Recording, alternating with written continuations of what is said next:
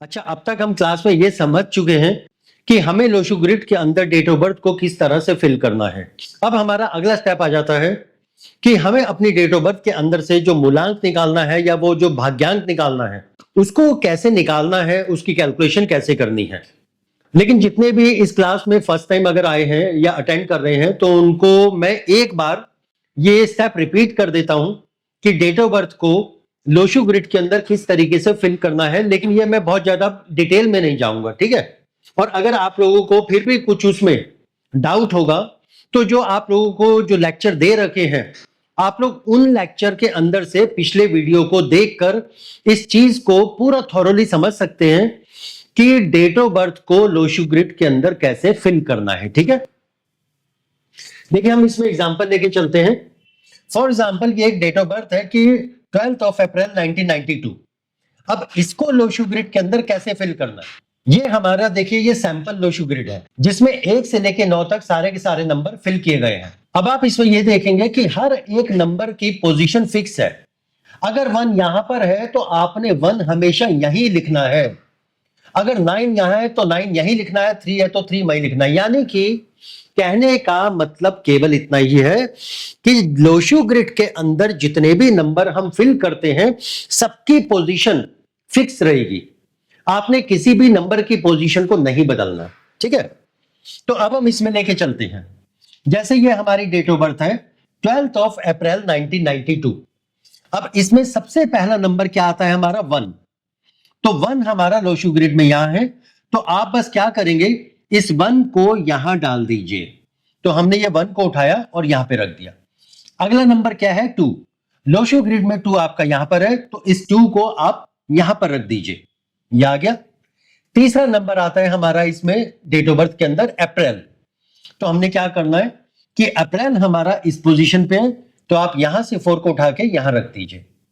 Then next फिर से 1 number आ गया। लोशो ग्रिड में 1 नंबर की पोजीशन यहां है। पहला 1 हमने यहां भरा था, तो अगला 1 भी आपका यहीं भरा जाएगा। तो इसको यहां से उठा के हम इसमें डाल देते हैं। नेक्स्ट इसमें आ जाता है आपका 9। 9 की पोजीशन आपकी यहां पर है, तो हम यहां से 9 को उठाएंगे और यहां रख देंगे। तो ये आपका यहां पर आ गया। फिर से दोबारा 9 है, तो फिर से हम इसी पोजीशन पे दूसरे 9 को रख देंगे। यह आ गया आपका। फिर नेक्स्ट लास्ट में आ जाता है आपका 2। 2 की पोजीशन आपकी यहां पर है, तो हम यहां से 2 को उठाएंगे और यहां रख देंगे। और ये आपकी डेट ऑफ बर्थ पूरी की पूरी फिल हो गई, ठीक है। अब इसके बाद हम अगले स्टेप पे आ जाते हैं कि अब हमें इसी डेट ऑफ बर्थ में से या किसी भी डेट ऑफ बर्थ में से अगर मूलांक फाइंड करना हो या भाग्यांक जो है ढूंढ के निकालना हो, कैलकुलेट करना हो, तो वो कैसे होगा। हम इसमें एग्जांपल लेके चल रहे हैं। देखिए, सबसे पहले कि मूलांक जिसको हम साइक्लिक नंबर भी बोलते हैं, उसको निकालना कैसे है। सिंपल सा एक फॉर्मूला क्या है, the sum total of date in date of birth is the मूलांक।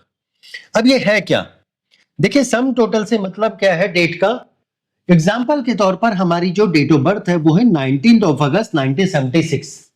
इसमें ये जो आपका ये 19 है, इस डेट का अगर हम सम करते हैं उसको ही बोलते हैं कि मूलांक को निकालना। एग्जाम्पल के तौर पर इसका टोटल करने के लिए कैसे करना है, कुछ नहीं करना, 1 + 9 इज इक्वल टू 10। ये आपका जो है नंबर निकला। लेकिन ये 2 डिजिट नंबर है, 1 और 0। फॉर्मूले में हमेशा याद रखिएगा, चाहे वो मूलांक निकालना हो चाहे वो भाग्यांक निकालना हो, हमेशा सिंगल डिजिट निकलता है। तो यहां तो ये डबल डिजिट है। तो अब हम क्या करेंगे, इसी को हो यहां ट्रांसफर करो और 1 + 0 इज इक्वल टू 1। तो ये आपका सिंगल डिजिट में कन्वर्ट हो गया। यानी कि जब तक आपका सिंगल डिजिट नहीं निकलेगा तब तक उन नंबर को ऐड करते जाना है। तो फाइनल आपका मूलांक निकल गया 1, ठीक है। एक बार मैं दोबारा से रिपीट कर रहा हूं, ये हमारी डेट ऑफ बर्थ है कि 19 ऑफ अगस्त 1976। मूलांक निकालने का तरीका सिंपल है कि जो आपकी जो डेट होती है उसके अंदर जो नंबर्स होते हैं उनको टोटल कर दो। फॉर एग्जांपल ये 19 है, तो हम 1 प्लस 9 करते हैं तो 9 प्लस 1 इज इक्वल टू 10, लेकिन ये डबल डिजिट है तो डबल डिजिट को फिर से सिंगल डिजिट में कन्वर्ट करना है, तो 1 प्लस 0 इज इक्वल टू 1। तो आपका मूलांक माना जाएगा एक number.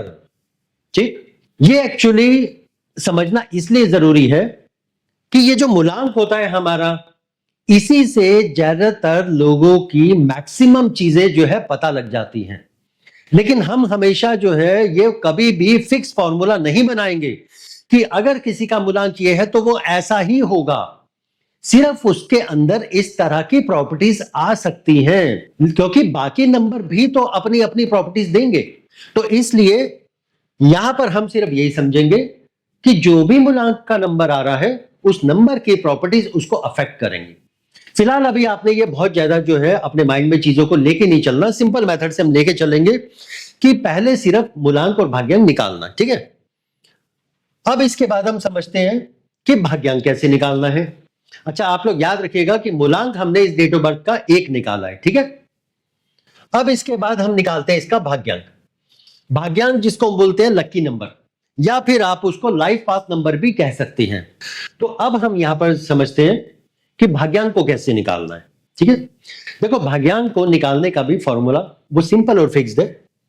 The sum total of all digit in date of birth is भाग्यांक।